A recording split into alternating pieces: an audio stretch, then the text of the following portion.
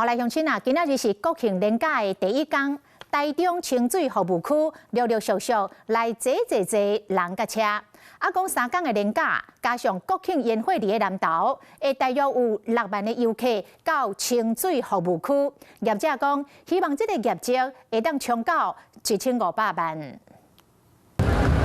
国庆连假头一天，台中清水服务区旅客可，停车场车是有够多，民众塞车久啊，忝啊，落车活动筋骨，顺续食好了，经单路。小孩在车上有点坐不住了，然后就刚好在这附近，然后就停一下这样。连假头一天的透早，人甲车着满是，服务区为着连假人潮，早着做好准备，人甲货拢传搁较多。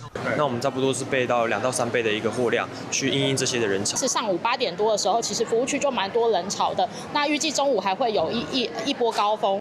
业者讲，连假人较多，而且今年国庆烟火伫南投，预估会有搁较侪民众入来，3天会到6万外人，营业额有可能会到1500万。 今仔连假头一天，国道3号9点外就发生车祸。警方调查，这台小货车经过北上176.5公里沙鹿路段，可能自动并车，车内2个人送病院，好在无生命危险。事故造成塞车4公里，警方到场处理，伫个透早10点外就恢复通行。 Hello， 我是林纯佩。想要掌握最及时的新闻资讯或是体坛动态吗？赶快按赞、订阅、开启小铃铛，锁定华视新闻的 YouTube 频道。